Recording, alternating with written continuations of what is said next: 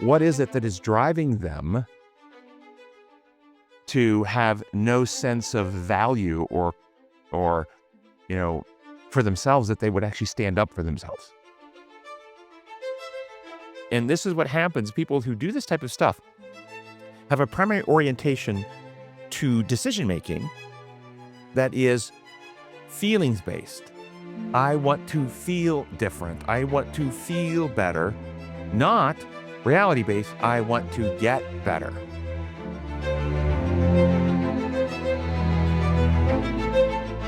Hello, and welcome to Design for More, sponsored by Come and Reason Ministries and Honey Lake Clinic. I'm Dr. Tim Jennings, joined today by Annalisa Moretto, one of our therapists here, and Dr. Tricia Smith, our clinical director here at Honey Lake. And our topic today, behind the scars, understanding why people cut and how to help. I know you guys have had patients that have cut. Where do we want to start this topic today? Let me set the framework that when we talk about cutting, we're specifically not going to be talking about suicidality. So any listener, people who have suicidal thoughts and are cutting down their life, we're not talking about that. We're also not going to be talking about any child adolescent stuff. We're talking about adults. We're not going to be talking about autism and kids that headbang because of neurological conditions or self-harm that way. We are going to be talking about adults who self-harm, cutting, burning, hair pulling, headbanging, as a psychological symptom of some kind. That's what we're talking about. Self-harm not intended to end one's life. That's what we're going to focus on. That's the framework of our conversation. Is that okay? And with that in mind, the question is why? Why would people do this? What's this about? What's going on? Yeah. What questions do we have about this? One thing that I consistently hear from patients, it's a form of coping, and they'll recognize that it's not a healthy form of coping, but they're like, I'm numb and I want to feel something. Something is better than nothing. Okay, so do most of them, all of them, none of them recognize it's not adaptive, or do some actually defend it as it is adaptive? So what you described represents some of the patients I've seen, but not all of the ones I've seen. Yeah, I mean, some of the drivers, I think, for these types of maladaptive coping behaviors, I would say, in this sense, is, some chronic PTSD, trying to manage those overwhelming feelings that come up in a way that helps release it. It actually, I know that you'll go into the chemical parts of the actual cutting for an individual and why that releases and provides them some release, and also provides them the ability to feel if they're in that overwhelming state, which causes even numbness because they're so overwhelmed in their emotions and their feelings in those moments. So feeling emotionally numb and feeling numb and wanting to feel something is a, if you look at the pie, is a wedge in the pie. But isn't it also true there's another wedge? I'm feeling such emotional pain. I want to feel something other than the emotional pain. So it's not that I'm numb. I'm feeling the opposite of numb, and this distracts me from that. Yeah. That's a different piece of the pie. And isn't another piece of the pie is I hate myself and I want to punish myself. That's another piece of the pie. Another driver. Yeah. So it's not monolithic in the sense of the identified reason. Yeah. Okay. I think the underlying psychodynamic reasons are going to have a lot of overlap here. But what the patient tells themselves as to why I'm numb, I want to feel something. I'm feeling overwhelmed, and it helps me. I need to punish myself. It's a distraction. These types of things. So I guess my next question to Annalisa and Dr. Jennings is, what psychological conditions are most commonly associated with these types of self-harm activities? I would say I see it in PTSD and some personality disorders, like specifically borderline. Yeah. So I agree with that. And I don't see this in the PTSD of adults who have come into adulthood, had fairly good functioning, and then had adult trauma like gone to war or sexually assaulted as an adult, and then they have the classic PTSD symptomology that we all know about. I don't see those generally having this type of behavior. It is traumas that occur in childhood, and then the adults who had childhood traumas often will struggle with this type of behavior. And it's connected. Now, you said borderline personality disorder. Yes, that is commonly, and it's actually one of the diagnostic criteria in that diagnosis, that they have a history of this type of self-harm. But I think in a broader description, the people who struggle with a sense of self, an identity disturbance of some sort, that don't know how to manage emotions well, don't know, have an uncertainty of who they are, where they fit in, misread relational signals. They have an identity, internal identity disturbance, and may often have that diagnostic, label of borderline personality disorder, but they don't always have to have that full label. But there's generally an identity disturbance there. Yeah, absolutely. Now, what would you see as warning signs that this may be happening for somebody, or they may be using this? Typically, this may be hidden for some people. They may cut on their wrists, so they may use jackets or sweatshirts. They may cut on their thighs, so they use long pants. What are maybe some signs, if you can't necessarily physically see it, that these things may be going on for an individual or a loved one? So I'm not really aware if you can't see, then you can't know. So the signs that they're actually the question of cutting, but the cutting is only one form of self-harm. So I don't look for this cutting. I look for self-harm. Do they have a pattern of self-harm? That self-harm on the physical side can be cutting. It can be hair pulling. It can be burning. It can be beating their head on the wall. It can be beating themselves with other objects of some kind. It's all about inflicting some type of physical pain. So you could look for bruising rather than cutting, where they may be bruising themselves. You could look for other physical indicators maybe, but you're also looking for a life pattern of self-harm. Self-harm in other ways. Do they harm themselves with poor decision-making? Do they harm themselves by repeatedly exposing themselves to relationship injury? So a person, it's not uncommon. Again, it's also not diagnostically the pattern, but it's not uncommon that a person who self-harms themselves physically has a pattern of being assaulted in relationships, after relationship, after relationship, after relationship. They get assaulted physically or sexually in some way.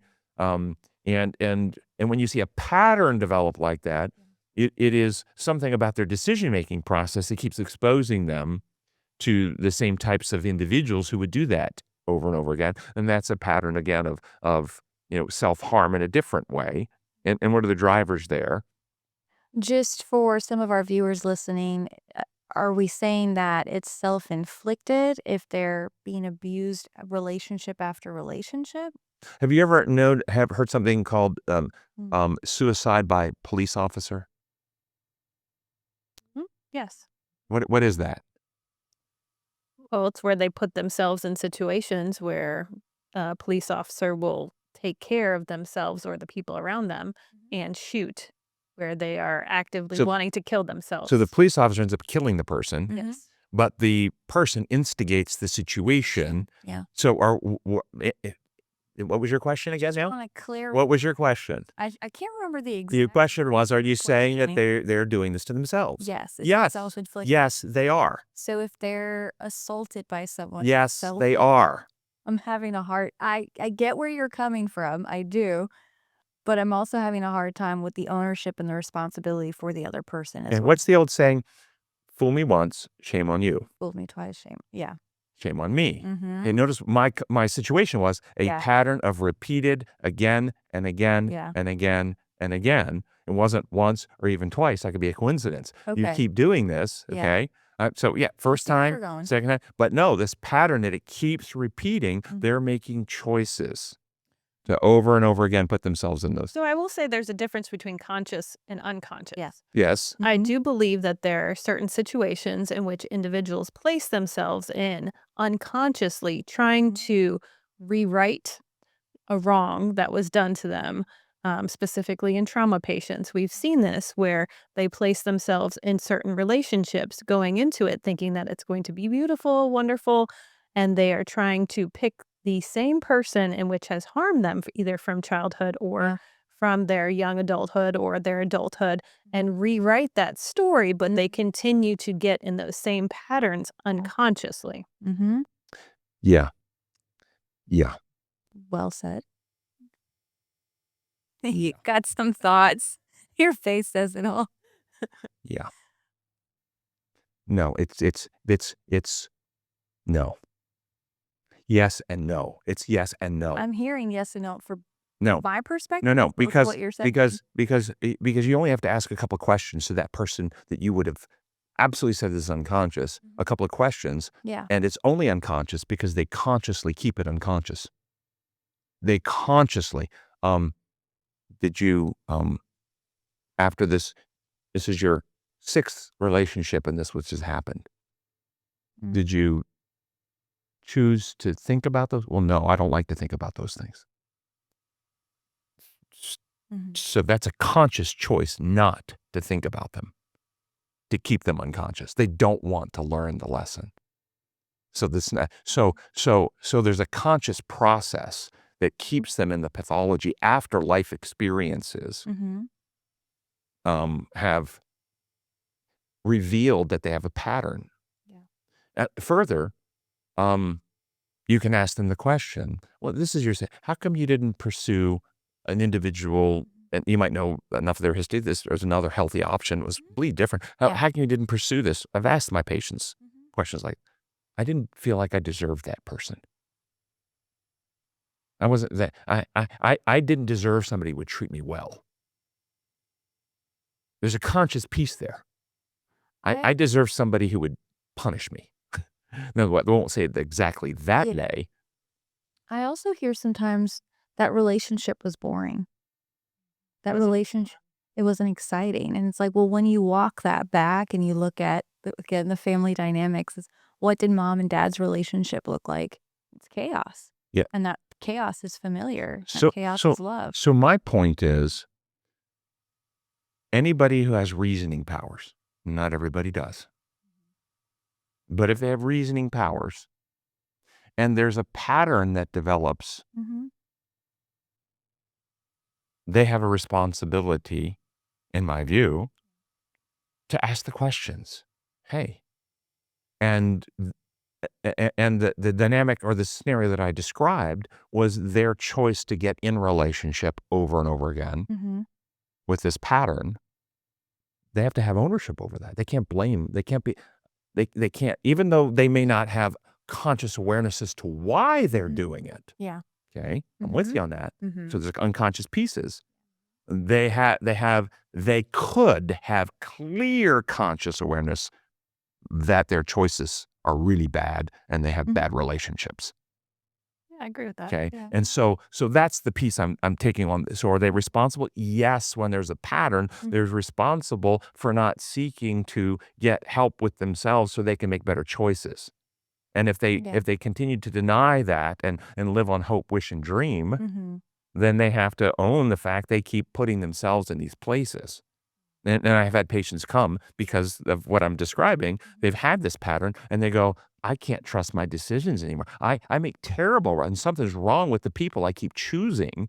And they don't know why. That's the unconscious piece. Right. They don't know why, but they know they do. And that's the conscious piece. So I hope that was clarifying because I said yes and no. Yes and no. And I was trying to disentangle that piece. No, that I've got clarity from what you just explained. And what's encouraging is the patients will come in sometimes and they'll recognize that something's not right, but they can't figure it out on their own. And then Totally fair. start putting those pieces together, it becomes obvious. And in the beginning of adulthood, there won't be a pattern yet. So they will make these completely unconscious decisions. They won't have good data for them to actually recognize, but it's after a series of relationships that have the same pattern that they now have evidence that they know there's something wrong in their process. Is that fair? Absolutely. Okay. And then the question then comes, what do they do with that? And the danger is, okay, what dynamically, without even knowing the whether it's trauma or whatever, anybody who has this pattern does not have a healthy sense of self. Anybody has a pattern of injuring or cutting or burning or serial dysfunctional relation does not have a healthy sense of self. Okay. So what is it that is driving them to have no sense of value or for themselves, that they would actually stand up for themselves? Where's that coming from? And many times they will then, because they don't have that, they will then take these events where they get mistreated and fuel them right into the distorted narrative. Well, that's what I deserve. I don't deserve better. Yep. See, I am a whatever that is. Okay, that's it. And so that reinforces the negative narrative that perpetuates the cycle. That makes sense. Dr. Smith had made a comment earlier about wanting to get into this, feeling relief when cutting. What's happening in our body? And I think that's the minimalistic meaning. Yes, it's reductionistic, minimalistic. It's the least important, but it's still true. When you cause a physical injury, our bodies have adaptive mechanisms to survive in the wild when you get injured, so you're not going into shock. And so your brain will release endorphins and enkephalins, which stimulate opiate circuitry, and as well as some adrenaline, and which will make you more alert and help give you a transient kind of euphoric feel potentially.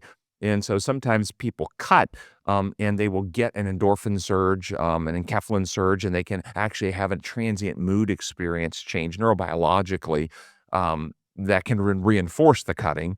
And yes, and then there's some studies that show, and individuals do this. We can put people on, there's certain medicines that can block that receptor that receives that. And then when they cut, they don't get that euphoric positive, and they only just feel the pain of it, and they don't like doing it anymore. I've had a few patients that's true for. It generally doesn't stop it. But there is a neurobiological reinforcing chemical piece there, but it's not driven from that to start with. It's driven from these other elements. It's really the ego dystonia and spiritual inadequacies and sense of emotional pain, that in some of them would rather feel physical pain than emotional pain. Have you ever had a patient describe themselves as feeling like they're addicted to it? Yes, and that might be the endorphin enkephalin piece. Yeah, that might be the endorphin enkephalin piece. Yes. Yeah, we've had patients that have said, that was the only thing that worked for me, and almost giving it more weight rather than trying to Verify? Yeah. So did you hear that? You're beautifully reported. Did you hear the cognitive distortion? And I have patients say that too, and I immediately pounce on that. Okay, pounce. Yes.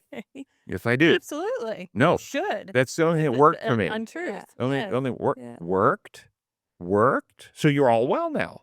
You did this, and you're better. It worked. You resolved the problem. You don't have loneliness. You don't have emptiness. You don't have fear. You don't have insecurity. You don't have trauma issues. You don't have relationship issues. It worked, right? Well, no, then it didn't work. Yeah. So you say it worked. What do you mean? Well, I mean, it worked in that moment so that I didn't feel as bad. So did it fix anything? And then what's the metaphor? You got a bad cavity. It's hurting. Nobody likes it. And nobody likes pain. Oh, so what do you do? You go to the dentist. What do you want? Oh, morphine. I want morphine. You don't want the cavity filled? No, I want morphine. I want to feel better. Okay. Get lots of more. Every 4 hours you take morphine. It works for me. Morphine works for me. Does it? Well, you certainly actually don't feel the pain is bad. But what's happening over time? Are you getting better? Is the cavity extending? Now you're getting an abscess and infection. I mean, you're actually getting worse. Okay, so cutting's working for you, huh? Well, you started that cutting 5 years ago. You've had first year or two. Now you've had how many hospitalizations? And now you're in a residency treatment program. It's working. You're getting better. See, what did I just do here? I'm not making fun. I'm not mocking. No, you're not. I'm contrasting the fantasy that it works with reality, evidence of their own life history. It's not working. And this is what happens. People who do this type of stuff have a primary orientation to decision-making that is feelings-based. I want to feel different. I want to feel better, not reality-based. I want to get better. And to get better requires decisions that are transiently going to feel worse. If you've ever had a root canal, which I've had one, even with the numbing medicine, and all they did for me, it had pain involved. Transiently, very briefly. That was more than 20 years ago. Not in trouble with that 2 cents. It's no pain, okay? Very much worth it. But morphine every few hours to avoid the pain and not dealing with it, I'd probably be dead today. Probably got septic and died. Yeah. Okay? And this is the approach to people who are cutters, burners, self-injurers. They're using these behaviors to avoid dealing with the problem, to cause a transient emotional shift change so they can feel something different for this brief period of time without ever actually addressing the underlying problem, and they get worse. And so when they say, "Is there something that works for me?" I pounce on that. I blow that up. I've never had one leave my office still saying that it actually works to bring health. They might say it works to make me feel something different. Okay. If that's the whole goal, that's your only goal, to feel something different, then I can't help you, because I'm not going to help you simply feel something. My goal is to help you get well. So what might be the risks for somebody who continues on and has self-harm that is untreated? What are some maybe psychological or physiological effects that might happen for this person? I guess I can come back to that. That I would just tell you, in my dealing with patients who do this type of self-harm, I really never focus on the self-harm. The only time I really even ever ask about it is for documentation for third-party payers. If it's going on, it validates the ongoing treatment. The third-party payers are looking for this, but this is a symptom. This is a symptom of the underlying pathology. Focusing on the symptom and trying to battle them over the symptom. Let's do this for this symptom. Let's do this for this symptom. Let's substitute cutting for holding some ice, which is a classic, almost universal intervention that gets no one well and keeps people sick. And I'm really disgusted by the whole program that does that, because what it does, it substitutes one way of harming yourself for another way of causing physical pain, and it never gets at their actual pathology. But holding ice till your hand burns doesn't leave a scar. So somehow this is adaptive. It's not adaptive. Or the rubber band. Are you familiar with the rubber band? Popping the rubber band over and over again. No, I don't focus on that in the same way if somebody had pneumonia. I'm aware of the fever, but the goal is not simply to get the fever down. What would be the consequences then of a provider outside of here that's deeply focused on the self-harm? Like, what have you seen? They collude with pathology. They keep the patient sick. They keep them in a long-term enmeshed relationship with a therapist where they're chronically sick, chronically coming. They don't actually get them well. And this is what you see. And we see this happening in our society. There's a certain therapy that's come out in about 20 years ago, and you see the pathology getting worse in our society for the people who get this type of therapy, because it actually is teaching them to tolerate sickness as if sickness is health. It's not. Okay? And so again, my view, I don't focus on the cutting and the burning and stuff. I focus on the underlying psychological, emotional identity disturbance, pain that they're trying to distract or relieve themselves of, and you deal with the underlying issues. The self-harm issues actually go away. So then, what would you say to a parent or husband, spouse, that their loved one is self-harming, they're cutting, and they're deeply concerned, and they recognize that you need to get to what's at the root and the core of this? That person is holding on to it. This is my only form of coping. What would you say to that person? The family member, Yeah. your family member needs professional help. You can't fix this. If you try to fix this, if you fall into the trap of trying to monitor, trying to police, trying to oversight, trying to protect, trying to go through and pull all this harmful stuff out of their room, you're actually making it worse.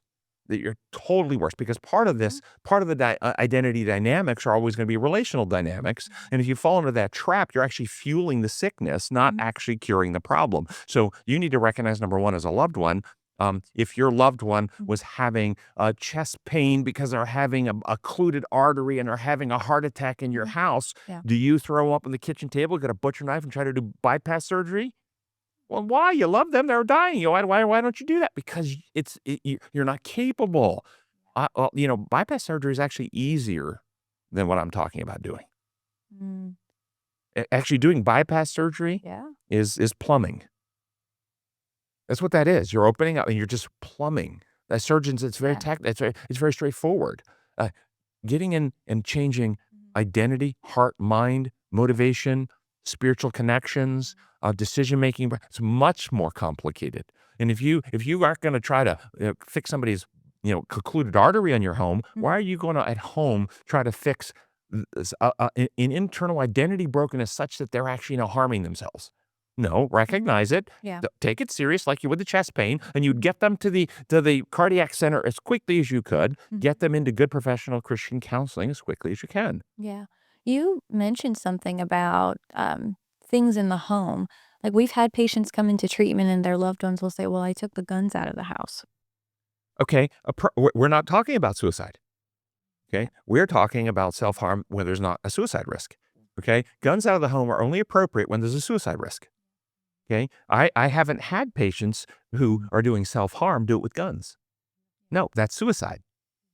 Yeah, that's a different issue. So yes, if you have somebody who is actually at risk of suicide, then you need to remove the guns from the home if they're going to stay in the home. But that's not what we're talking about. Yeah, so I would say to your question before, I would say, yes, your loved one needs individual help, but I would also encourage individual counseling for that loved one on how to deal with somebody who's self-harming, as well as I would encourage family therapy on how they can come together and support one another or communicate some of the things that are going on for both individuals in this process. Now, talking about suicide versus self-harm, two totally different therapeutic ways that you address both of them.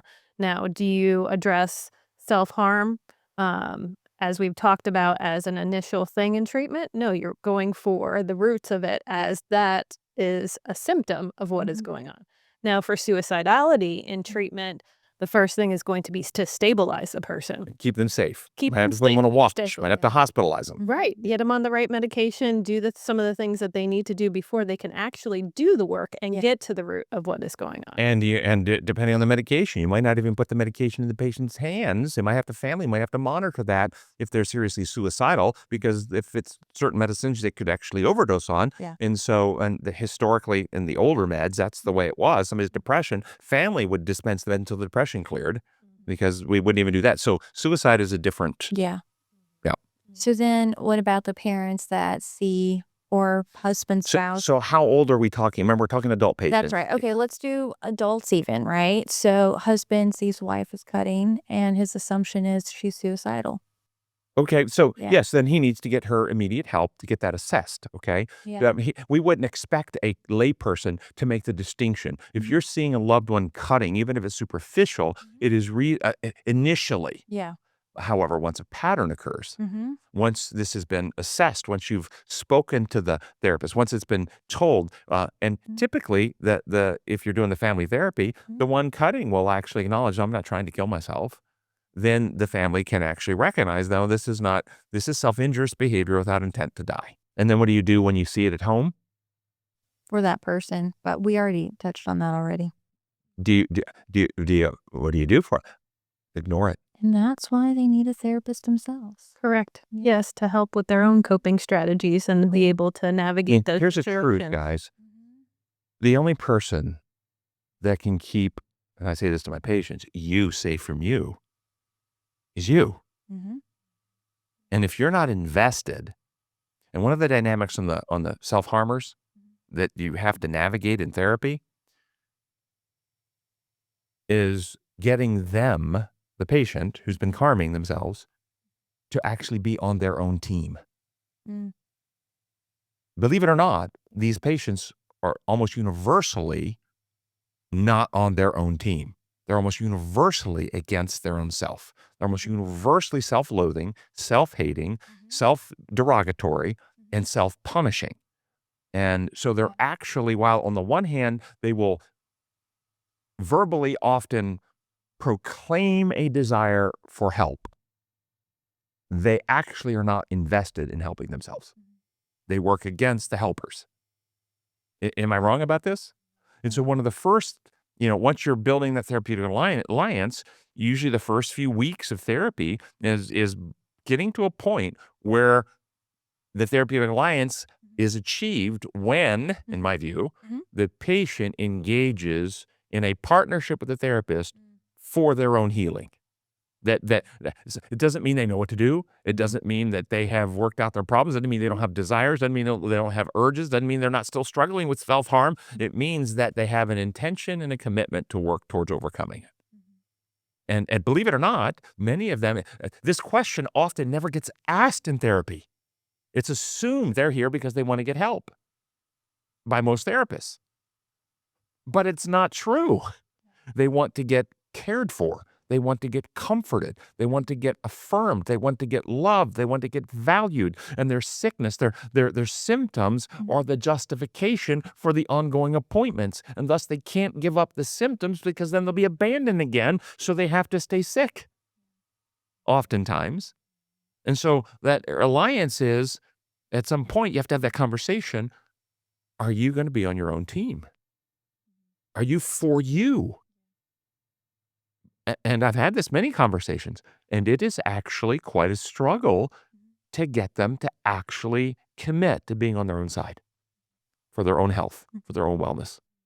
And so many counselors, and certainly the families, come at this with the assumption of their own place of reasonable health. Well, of course, everybody wants to get healthy. Nobody wants to suffer. Of course, it's assumed they're on their own side. They're crying for help because they want to actually get well. But it's not true. They want to be cared for, oftentimes. Do you guys disagree with me on this? Yeah.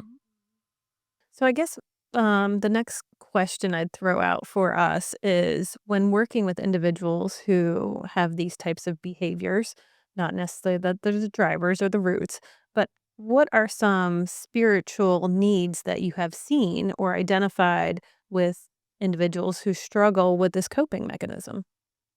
And how have you guys addressed that with your patients?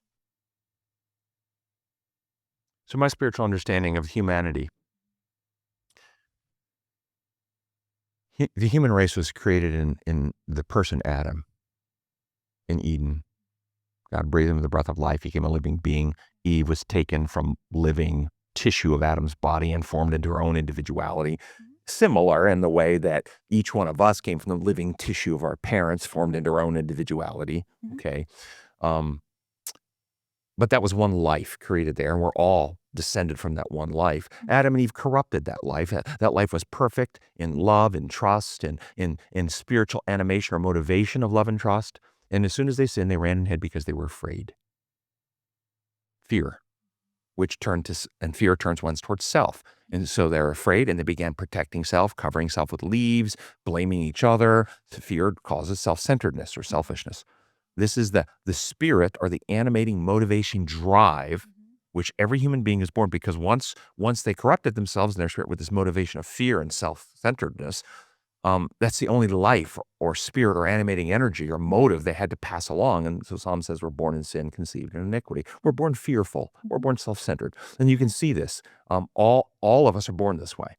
Children come into the world this way. You see a 3-year-old on the beach with their family, and that 3-year-old is happy, playing, smiling, joyful.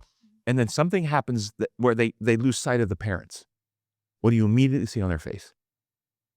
Distress. Distress and fear. Yeah. Where did that fear come from? How did it get into their heart? It was there from birth. The healthy parental relationships of love, structure, validation, connection mitigate or temporize that inherent fear, does not remove or replace it. And along the parents there, they are not overwhelmed with that fear. As soon as they lose they will begin to panic. They'll begin to scream. They'll get distressed. Okay. This is every human being coming into the world. And then we begin our earth journey by forming attachments to mitigate or make us feel secure, make us feel safe, make us less fearful. If we have healthy parents, godly parents, it's that parental relationship. And as we grow, they will introduce us to Jesus Christ. And as we come to know him for ourselves, we'll open our heart in trust, and we receive what the Bible calls a new life, a rebirth. You get a new spirit that enters one's heart of love and trust. And our sense of self begins to identify with love and trust, not fear and selfishness. And that then causes the Christian journey of sanctification, maturing, growing, our values change. Okay. And depending on how early that is, we have generally a more stable, mature life. If we don't get that, then what happens through life is we begin attaching all kinds of other things to mitigate, temporize, anesthetize that insecurity, that fear. And that it could be comfort eating. It could be body image and restricting eating. It could be substances. It could be accumulation of wealth. The rich young ruler that came to Christ couldn't give up his wealth because his wealth was mitigating his fear, and he felt secure and safe from his wealth. Okay, he did not have security in Christ. He had it from his wealth, and he couldn't give it up and make him fearful and anxious. Okay, it could be serial relationships. People were seeking to attach things, and it's all about defending the self and making self feel less fearful, more secure. Following me? These individuals have what we've already described, early childhood, where they're not getting healthy validation, healthy love, healthy structure, and so they have terrible fear. What are the drivers? Spiritual drivers. Terrible fear, terrible insecurity, fear of abandonment, fear of rejection, fear of failure, fear of not being loved, fear of not being liked. And what are they longing for? They're longing for, I think, genuine spiritual connection, being loved. And yet the way they get it is they get it through expressing their fear and self-loathing in ways that are harmful to the self to solicit a form of altruistic love, medical and other care. Somebody protect me, somebody watch over me, somebody stop me, somebody see me and realize I have worth and value. They're actually looking for love that is not operating in here. And even when they get the external affirmation from humans, loving, family, your friends, providers, we care about you, you're important, you're valuable. All this attention and affection poured in, it doesn't stay. And the metaphor is a bucket with no bottom. No matter how much you pour in, you can pour and pour and pour. As soon as you stop pouring, it's empty again. That's their heart. Why? Because they have not formed a sense of self to contain it, and they haven't experienced a new internal animating energy. The only thing left is the spirit of fear and insecurity. Okay? So the spiritual driver that they ultimately need is they need the truth of who they really are that will displace, and the truth of often in the trauma patients, reprocessing the meaning of the events that happened, because they usually get internalized with significant distortions that are false, like I'm gross, I'm ugly, I'm no good, et cetera, et cetera. And that has to be reprocessed in truth, that a person being abused, Christ on the cross being abused, as an example, but any person being abused, no matter what age, the abuse does not in any way or shape or form determine the value of the person being abused. Christ's value, his worth, did not diminish when he was being stripped naked, beaten publicly, and crucified. Okay? And same thing, the worth of a child is not diminished when an adult abuses a child. Their worth is the same, but the way they feel, think, those things are changed, but not their actual worth or value. Does that make sense? But because of the abuse, what gets internalized is the abuse gets internalized as evidence of their devalue, as their worthlessness. And that eclipses their ability to see the truth of who they actually are. And so they need to have the truth of the meaning of that, truth of who they are as God sees them. And then at some point experience and internalize love and trust, that spiritual experience in the Holy Spirit. And then as they work that journey, they form an identity in reality of who they are. And they contain that, and they will work through their anger and their hurt and all these other things, and the need to self-harm will eventually resolve. And that's a long-winded answer, but There's questions about that. Does that make sense to everybody? You see this? You see the spiritual drivers involved in this and the developmental. And then when you come to Christ in our own journey, and you have the Holy Spirit come in, the Holy Spirit begins intruding or invading the secret recesses of our heart, for the purpose of bringing us to decision points, actual decision points, where you have to make a decision. Will you comfort yourself with the old pathology when you're stressed, fearful, insecure, hurting? Will you say no to the old pathology and lean on Jesus and trust him? Where's your security going to come from? Your internal emotional security, your trust in him, your old comforters. And the Lord brings us to those places. And it's by making the choice because you actually know he's trustworthy and you trust him. Even though it doesn't feel good, you're going to trust him because you know it is good, that your identity, your sense of self is cut away from the old attachments, the old addictions, the old pathologies. This is called circumcision of the heart by the Holy Spirit. Holy Spirit, spirit of truth and love, leads you to those points. You have to make that choice. And the temptation is that people will, in those moments of crisis, the devil inflames the fear feelings and the dread feelings to get you to go temporize your feelings with the old addictions or the old, might say the old gods. Object lesson in Scripture, okay? Israel, and so people don't think I'm just thinking the Scripture is an object lesson. I believe it's historical people doing real historical stuff that got recorded to also, in addition to give the historical account, teaches lessons. And that's what Paul teaches in 1 Corinthians. And so the children of Israel, slaves in Egypt, I don't know if you've heard this object lesson, but represent humanity enslaved to sin. And the generation that left in the Exodus, they were born as slaves. They didn't do anything to enslave themselves. We are born enslaved to this sin condition. We didn't do anything to enslave ourselves. Pharaoh represents Satan and his dominating kingdom, enslaving and abusing kingdom. And Moses represents Christ, who goes into enemy territory to free the slaves. And then, I won't go through all the details, but as the Exodus, he leads them, pillar of fire by night and cloud by day. That's God leading. They're following God. And immediately as they leave their enslavement, he takes them to the Red Sea bordered by mountains with Pharaoh's armor bearing down on them, which appears to be, we're trapped. We're going to be killed. And if you read the Exodus account, what do the children of Israel do? They immediately begin to cry out in fear. Did you bring us out here because there were no graves in Egypt? We would have been better to stay. We should go back to the gods of Egypt. That's what they act. We should go back to those gods. Okay, we'd be safe. Okay, and Moses said, "Don't be afraid.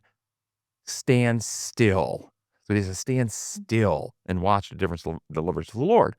And the point here. Why did God lead them to this place where, from a human perspective, it appears that they're trapped? There's nothing they can do. It looks like the destructive army is bearing down because he wanted to actually set them free from what was truly enslaving them, and that was the spirit of fear. They were afraid, and when that spirit of fear came, they were tempted to turn back to their old gods so they could feel safe. And instead, the lesson is stand still and look to the Lord, and then the waters parted.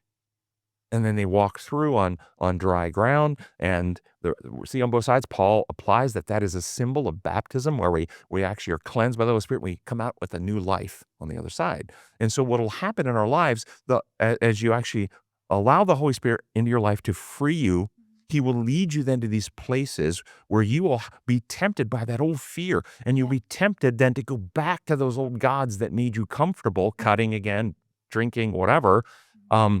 But that's where slavery is. That's where you're enslaved. And that's when you have to go, no, stop, stand still, look to the Lord and watch. And then the waters apart and you'll see a new way you've never seen before. And that frees your heart. That's really what's going on. And that's what our patients, we help our patients do this. And in therapy, it happens when they build an alliance with a good counselor. That therapeutic alliance becomes a bridge for them, very much like the people had Moses, and because of Moses' leadership, it wasn't on their own. It's like frantic, I don't know what to do. Stand still. Moses was there to give counsel, and they listened to Moses. They stood still. They stopped the frantic turning and stopped letting the fear dictate. That's what the counselor does. Stands in that place to give a good counsel, but then the patient has to make a choice. And then when the waters parted, they didn't get carried through on magic carpets or angels. They still had to put one foot in front of another, walk through. Yeah. Okay, when God shows the way, you still have to choose to walk the way. And do the hard work. Yeah. Mm-hmm. Yeah. Other questions about cutting or self-harm?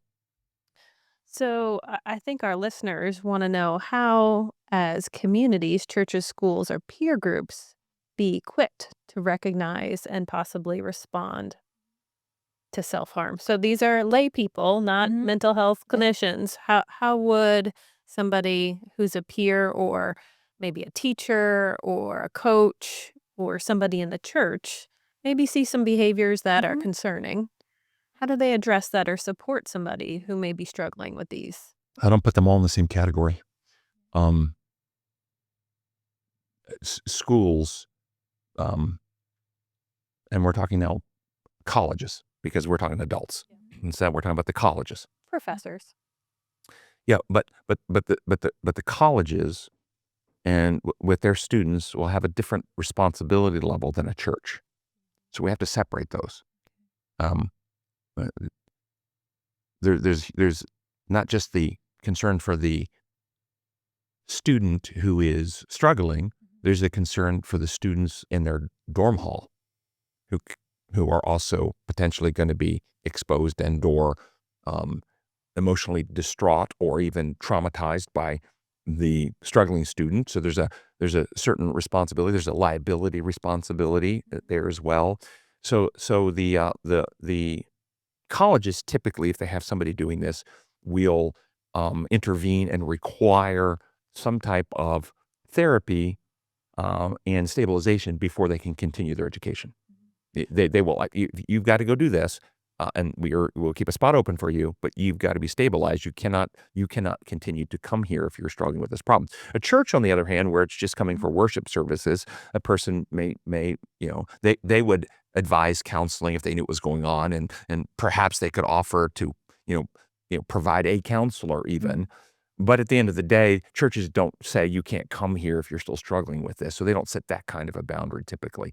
But if the individual struggling was not simply struggling with their own cutting issues, but were bringing their pathology into the milieu and drawing others in pathologically, then the church has a role to set healthy boundaries with that individual, just to protect the other parishioners as well. But generally, that's a less defined and clear line than the college would have. Mm. Yeah, I would say coming from higher ed, I've seen it where kind of the process is if you're a roommate or if you're another college student who's got concern for your friend, then it would typically go up the line of reporting to your resident hall advisor. And the resident hall advisor would then take that up the line to the director of residence life, who then may refer to a dean of students who may call the student in to have a conversation. Again, it's about getting that student support and help in those moments. So I would encourage a peer, if you're another college student who sees this and some friends, that speak to the resident hall advisor, speak to your dean of students, speak to your counseling centers who can then reach out to the student and get them the help that they need. Yeah, no question, and see them as hurting souls that need help. But then, what do you do when you've identified somebody doing these behaviors and you identified that they're hurting soul and help is offered, but they reject it? No, I'm not going to go to counseling. What? I'm gonna stay in school, and I'm not. I know counseling's not for me. This is the way I cope. Then do we say no? You're not going to stay in school here if you're not going to be at counseling. Do you set that line? Well, it's up to the universities and the severity of what colleges typically don't um, target students with their mental health. That falls under a disability. And When you that say target though, don't. I've seen colleges set boundaries with when they're self harming though. yes, when it affects the community, when their behavior affects the community, those are the types of steps that they can then step in. If it is a suicidal student and they're choosing not to get help, then there are also ways that they can step in to make sure that they're getting the help that they need to be able to participate in school. Mm-hmm. Mm-hmm. So the argument in a university wouldn't be a chronic, you know, headbanger, self cutter. Um, it wouldn't be that that person is disrupting the dorm. or it would be. That is disruptive to them, so we're going to take action. Yes, it Okay. would be disruptive. Yeah, yeah. Yeah, and the actions that they would take would be the behaviors as they impede the learning community and the community wrapped around them, rather than it's a mental health disorder and that's why we're targeting you, because that falls under protection for disabilities. Yeah, well, that's a different conversation. Yep. Um, But you want so to so get them you're the help you're that they saying the need. government protects people from getting well, okay? But government is involved in protecting sickness to keep them sick. Well, they necessarily don't want to take away their educational rights because of their sickness. That is a different, and it's a different topic. But how that they can get help is to get them to administration to get them the help that they need. And these systems are put in place to get those students the help that they need. Yeah. Yep. Okay. What other questions? What may be some effective therapies that may help individuals who are struggling with self harm? So my experience is that it will always require um, a spiritual renewal of some kind. Ultimately, what I just described. Now, how you get there? Yeah, I don't actually typically approach my patient. You need a spiritual renewal, even though I understand that might be what's involved. But the therapies I think that are most effective are some form of psychodynamic, psychotherapeutic. Yeah.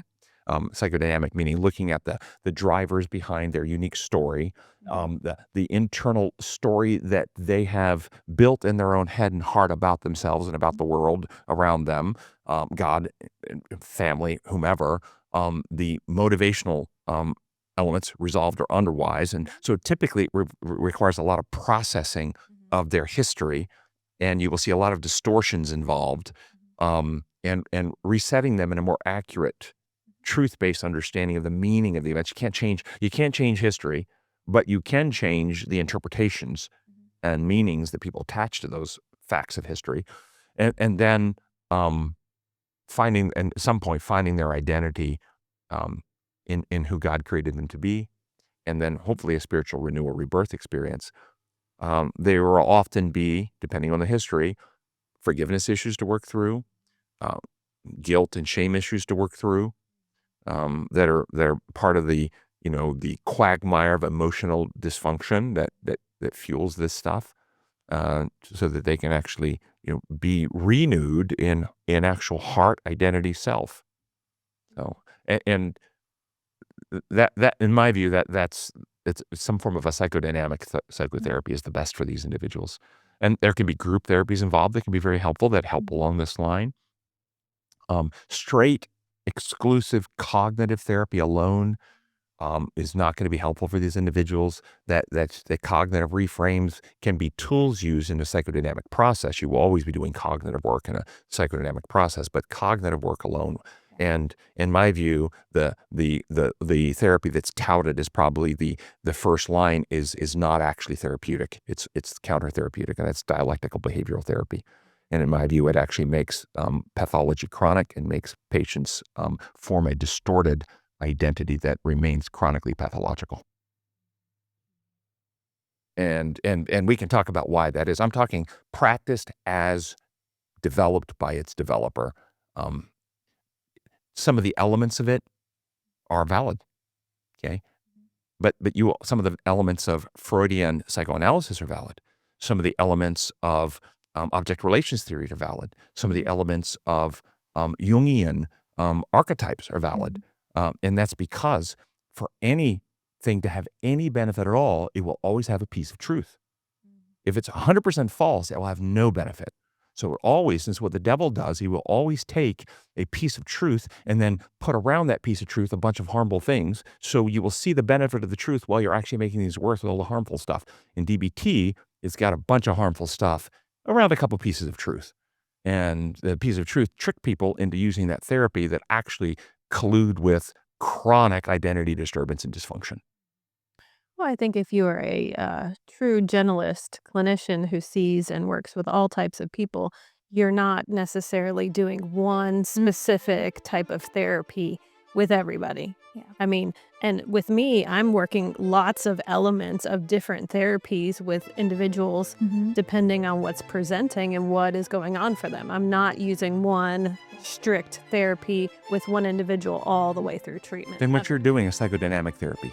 Because psychodynamic therapy, being psychodynamic, is you are actually identifying the issues and then pulling the therapeutic modality that is going to be therapeutic for that particular issue at that particular time.